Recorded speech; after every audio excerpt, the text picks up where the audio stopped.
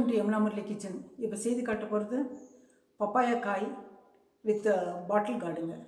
பாட்டில் கார்டுன்னா சொரக்காவும் இது பப்பாயாவும் போட்டு ரெண்டு கூட்டு செய்து காட்டணுங்க. நான் பப்பாயா தோல் சீவணும், பாட்டில் கார்டு தோல் சீவ வேண்டியதில்லை. அது ரெண்டும் போட்டு கூட்டு எப்படி செய்து காட்டுறதுன்னு சொல்லிட்டு செய்து காட்டுறேங்க. இப்போ பப்பாயா போட்டு சொரக்காய் போட்டு கூட்டு வைக்கிறேங்க. இது பாதி அது பாதிங்க. இது பாதியில் விட கொஞ்சம் கம்மியாக இருக்கும் பப்பாயா. மிச்சம் இருக்கிறத வேஸ்ட் பண்ணக்கூடாதுன்னு சொல்லிட்டு பப்பாயாவும் அது பாதி இது சுரக்காய் பாதி போட்டு கூட்டு வைக்கிறேன். அதுக்கு தேவையான பொருட்கள் கடலைப்பருப்பு பாருங்கள். கடலைப்பருப்பு இந்த கப்பில் அரை கப்பு போட்டிருக்கேன். 1/4 கப்பு துவரம்பருப்பு, 3/4 கப்பு ஆச்சுங்களா. இதை கழுவி இந்த குக்கரில் போடுறேன். 3 விசில் வந்ததாக ஆஃப் பண்ணிடலாம். பாருங்கள், கூட்டுக்கு அரை கப்பு கடலைப்பருப்பு, 1/4 கப்பு துவரம்பருப்பு போட்டு தண்ணி ஊற்றலாங்க. அளவாக தண்ணி ஊற்றுங்க. அதிகமாக ஊற்றுனாக்கா கூட்டு உங்களுக்கு லேட் ஆகும் கூட்டு செய்கிறதுக்கு. அது சுண்டணும் இல்லைங்களா, அதனால் அதில் கொஞ்சம் மஞ்சள் தூள் போடலாம். ஒரு 1/4 ஸ்பூன் மஞ்சள் தூள் போட்டுக்குங்க. எண்ணெய் விளக்கெண்ணெய் ஊற்றிக்குங்க. ஆரோக்கியமாக இருக்கிறதுக்கு விளக்கெண்ணெய் ஊற்றுங்க. சூப்புக்கு மட்டும் நெய் ஊற்றுறேங்க நான். மற்ற பருப்புக்கெல்லாம் விளக்கெண்ணெய் தான். இப்போது இதெல்லாம் போட்டு ஸ்டவ் ஆன் பண்ணியிருக்கேன் பாருங்கள்.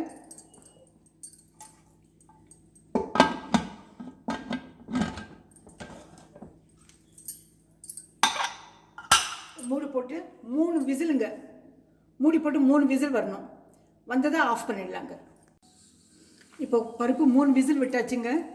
குக்கர் ஓப்பன் பண்ணி பார்க்குறேங்க. பாருங்கள், நல்லா வெந்திருக்கு. இதே தண்ணியில் இது போடலாங்க. பப்பாயா பாருங்கள், இது சொரக்காய் பாதி போட்டிருக்கேன் நான். அதில் பாதி பப்பாயா போட்டிருக்கேன். பப்பாயா கொஞ்சம் கம்மி போட்டுக்குங்க. பச்சை மிளகாய் 10 போட்டிருக்கேன் நான் காரத்துக்கு. வெங்காயம் 1 பெருசு கட் பண்ணி வச்சுருக்கேன், அதையும் போடுறேன் இதிலே. தக்காளி பழம் 1 பழம் கட் பண்ணி வச்சுருக்குங்க, நாட்டு தக்காளி. ஆப்பிள் தக்காளினா கொஞ்சம் அதிகமாக போட்டுக்குங்க. நாட்டு தக்காளி மீடியம் சைஸு 1 போட்டிருக்கேன். புளிப்பு அதிகம் நாட்டு தக்காளி, ஆப்பிள் தக்காளி புளிப்பு கம்மி. கொஞ்சம் கருவேப்பிலை போடுறேன். சீரகம் 1 1/2 ஸ்பூன் போடுறேங்க. கலக்கிட்டு இதே இதில் 1 விசில் விட்டு ஒரே 1 விசில் போடுங்க. பப்பாயா தண்ணி விடாது, சுரக்காய் தண்ணி விடுங்க. கொஞ்சம் உப்பு போட்டுக்கலாங்க, இதுக்கு தகுந்த மாதிரி. பாருங்கள், உப்பு அதையும் போட்டு கலக்கிடலாங்க. தண்ணி பார்த்துக்குங்க, தண்ணி கொஞ்சம் தெளிக்கலாம். நம்ம தண்ணி கொஞ்சம் விட்டுக்கலாங்க. பாருங்கள், தண்ணி அளவாக விட்டுக்குங்க. ஏன்னா சுரக்காய் தண்ணி விடும். இது வேகிற அளவுக்கு போடுங்க. 1 விசில் விட்டுடலாங்க. மூடி போட்டு ஸ்டவ் ஆன் பண்ணிக்கலாம். வெயிட் போட்டுலாங்க. 1 விசில் விட்டால் போடுங்க. வந்ததும் தேங்காய் பூ போட்டு தாளிச்சிடலாங்க. இப்போ குக்கர் ஓப்பன் பண்ணி பார்க்குறேங்க. பாருங்கள், காய் வெந்திருக்கும். காய் நல்லா வெந்திருக்குங்க. பாருங்கள், அதே தண்ணியில் இப்போ இந்த தேங்காய் துருவல் போடலாங்க. கடைசியில் உங்களுக்கு கம்மியாக செய்யும்போது எவ்வளோ வேணாலும் போட்டுக்குங்க. ஸ்டவ் ஆன் பண்ணி விட்டுடலாங்க. இந்த பதத்தில் நீங்கள் உப்பு இருக்கா பார்த்துக்குங்க. நீங்கள் உப்பு போட்டு வச்சுருக்கிறது எனக்கு கரெக்டாக இருக்குங்க. துவரம்பருப்பு நல்லா வெந்திருக்கும், அது தெரியாது. ஆனால் கடலைப்பருப்பு மட்டும் தெரியுது பாருங்கள். துவரம்பருப்பு டேஸ்ட்டுக்கு போடுறேங்க, அப்புறம் அந்த பேஸ்ட் கொடுக்கும். இப்போ தேங்காய் துருவல் போட்டுக்கும். அது வெந்ததை தாளிச்சிடலாங்க. இனி மூடி வைக்க வேண்டாம். இது சப்பாத்தி சாத்துக்கெல்லாம் நல்லா இருக்குங்க. இது ஒயிட் ரைஸு பிசைஞ்சு சாப்பிட்றதுக்கு நல்லாயிருக்கும். உங்களுக்கு சைட் டிஷ்ஷாக வேணும்னாக்கா தண்ணி இல்லாமல் பண்ணிக்கோங்க. தண்ணி இல்லாமல் நல்லா வற்றின பிறகு எடுத்துடுங்க. இல்லை உங்களுக்கு குழம்பா செய்யலைன்னு சொன்னாக்கா, சாப்பாட்டுக்கு கூட்டு வச்சு சாப்பிட்ணுன்னாக்கா கொஞ்சம் தண்ணியாக செய்யுங்க. அது உங்கள் பிரியும். இந்த கூட்டு கொஞ்சம் ஆறின பிறகு கெட்டியாகுங்க. பாருங்கள், துவரம்பருப்பு போட்டுக்கிறோம் இல்லைங்களா, தேங்காயும் போட்டிருக்கோம். இது ஆறின பிறகு கெட்டியாகும். இப்போ ஆஃப் பண்ணிவிட்டு தாளிச்சிடலாங்க.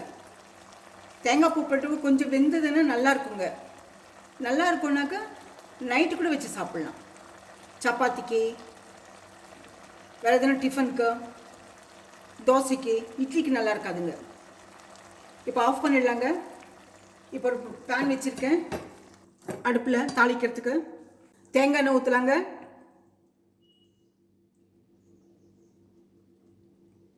தேங்காய் எண்ணெய் ஊற்றி தாளித்தா நல்லா இருக்குங்க.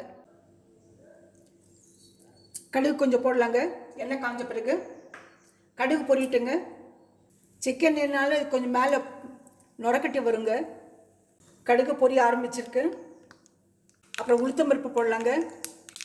கடுகு நல்லா பொரியுதுங்க. உளுத்தம்பருப்பு போடலாம். அப்புறம் 2 சீரகம் போடலாங்க.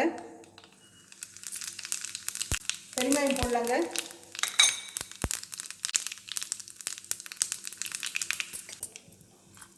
வரமிளகா, கருவேப்பிலை போடலாங்க.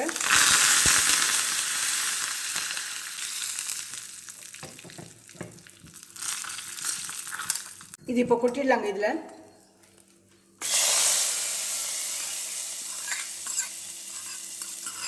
கொட்டிட்டு வேணால் சர்வ் பண்ணுற பாத்திரத்தில் எடுத்துக்கலாங்க.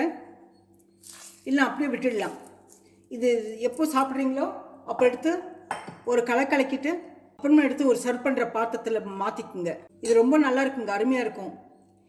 கேரளாவில் தேங்காய் எண்ணெய் தான் அதிகமாக யூஸ் பண்ணுவாங்க. இந்த கூட்டுக்கு தேங்காய் எண்ணெய் யூஸ் பண்ணும்போது ரொம்ப நல்லா இருக்குங்க. டேஸ்ட் நல்லாயிருக்கும், அருமையாக இருக்கும். பப்பாயா யூஸ் பண்ணும்போது ஒபிசிட்டி இருக்கவங்களுக்கு, கொஞ்சம் குண்டாக இருக்கவங்களுக்கு கொஞ்சம் உடம்பு கம்மியாகுங்க. அது இந்த மேரக்காய் டேஸ்ட்டு தான் வரும். பப்பாயா டேஸ்ட் வராதுங்க. கூட்டு செய்யும்போது மேரக்காய் டேஸ்ட்டு தான் வரும். அது கூட இது போடும்போது, சுரக்காய் போடும்போது அது அந்த பப்பாயா டேஸ்ட்டே வராதுங்க. எல்லாம் ஒட்டுக்காக தான் இருக்கும். அதனால் இது நல்லா ரொம்ப டேஸ்ட்டாக இருக்குங்க. இந்த ரெசிபி பிடிச்சிருந்தா லைக் பண்ணுங்கள், ஷேர் பண்ணுங்கள், சப்ஸ்கிரைப் பண்ணுங்கள், பெல் பட்டன் மறக்காமல் ப்ரெஸ் பண்ணுங்கள். அடுத்த ரெசிபியில் பார்க்கலாம்.